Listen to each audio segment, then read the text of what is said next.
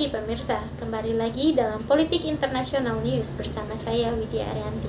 Cina diprediksi akan mengalami stagflasi. Inflasi tingkat produsen atau Producer Price Index atau PPI Cina pun melonjak tajam. Pada September 2021, PPI Cina mencapai 10,7% dibandingkan periode yang sama tahun sebelumnya.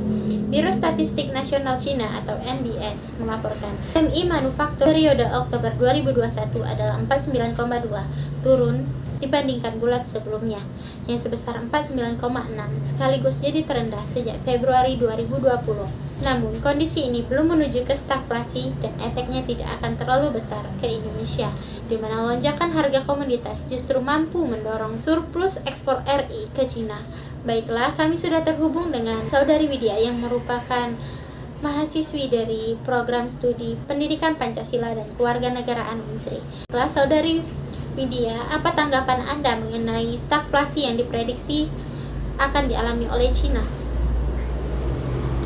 Stagflasi sendiri adalah istilah yang mengindikasikan momen ketika perekonomian secara bersamaan mengalami aktivitas stagnan dan kenaikan inflasi. Kasus di Cina ini sendiri juga memperlihatkan terjadinya keterbatasan pasokan bahan baku, tenaga kerja, plus krisis energi membuat biaya produksi yang membengkak. Nah, stagflasi yang dialami oleh Cina ini belum sepenuhnya menuju ke arah stagflasi, namun lebih ke arah pertumbuhan ekonomi yang melemah. Efek melemahnya pertumbuhan ekonomi di Cina ini justru mampu mendorong surplus ekspor RI ke Cina. Walaupun Indonesia banyak mengadakan kerjasama dengan Cina, pada kenyataannya selama 17 bulan ini Indonesia mengalami surplus sebesar 30 miliar US dollar karena melonjaknya harga akibat dari krisis energi yang dialami oleh Cina. Namun demikian, pemerintah juga harus berhati-hati dengan keadaan sekarang karena ditakutkan akan kembali ke masa 1998 di mana Indonesia mengalami inflasi besar-besaran akibat negara-negara maju yang mengalami inflasi. Sekian Mbak, terima kasih. Baiklah, terima kasih atas tanggapannya Mbak Widya. Kembali lagi bersama saya. Potensi lonjakan inflasi di dalam negeri seperti yang terjadi di Cina juga mendatangkan kekhawatiran bagi Menteri Keuangan Sri Mulyani. Apalagi menurut mantan Direktur Pelaksana Bank Dunia ini, mobilitas masyarakat sudah mulai meningkat dan bahkan sudah meningkat ke level sebelum pandemi COVID-19 pada Oktober ini. Hal ini berdampak pada retail, supermarket, rekreasi. Sri Mulyani mengatakan kinerja sektor perdagangan kita mencatatkan lonjakan cukup tinggi. Oleh karena itu, menurut Sri Mulyani, pemerintah akan berupaya untuk mendorong pemulihan dari sisi permintaan tanpa menimbulkan lonjakan inflasi.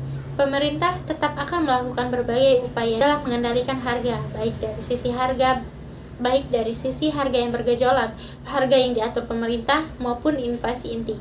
Sejauh ini, menurut Sri Mulyani, industri manufaktur juga sudah memasuki zona ekspansi. Dengan demikian, suplai diharapkan terjaga saat pemerintahan kembali naik. Demikian berita politik internasional kali ini. Selamat pagi. Potensi dan peran Indonesia dalam kondisi stagflasi Cina. Setiap negara termasuk Indonesia penting untuk menjalin hubungan dengan internasional karena hubungan tersebut memiliki keuntungan bagi suatu negara dan berdampak pada kesejahteraan rakyat. Bangsa Indonesia memiliki peran dalam hubungan internasional yang sudah terjalin. Peran Indonesia di internasional tidak hanya mencakup satu bidang saja melainkan berbagai bidang, yaitu politik, pendidikan, kesehatan, maritim, dan pangan. Peran Indonesia dalam hubungan internasional.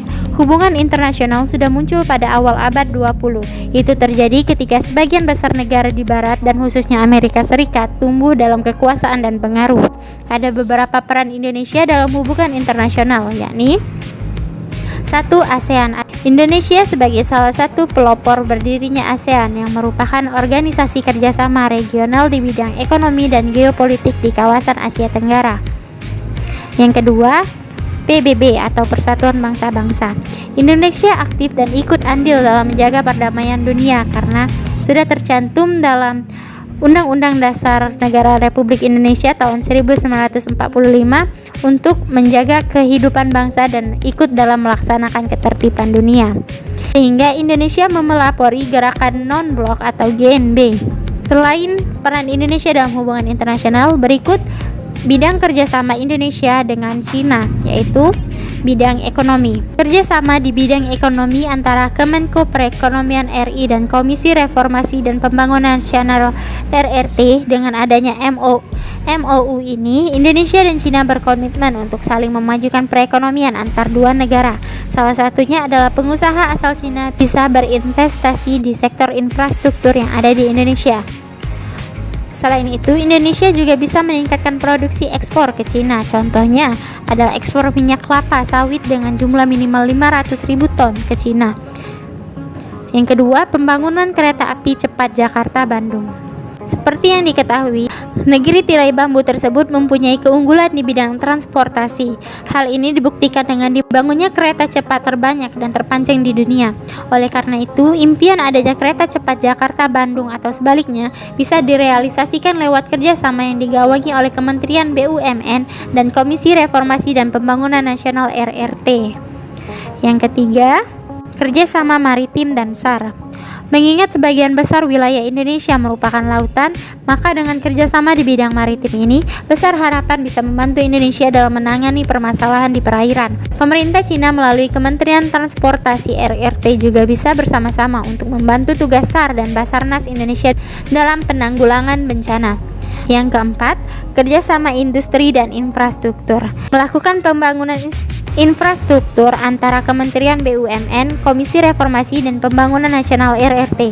Salah satunya adalah pemerintah Indonesia memastikan adanya kerjasama dengan Cina dalam program Belt Road Initiative atau BRI yang akan saling menguntungkan. Potensi dalam stagflasi yang dihadapi oleh Cina adalah terjadinya surplus bagi Indonesia, karena salah satu faktor terjadinya stagflasi di Cina adalah terbatasnya bahan baku, sedangkan Indonesia merupakan negara kerjasama Cina dalam bahan baku seperti energi.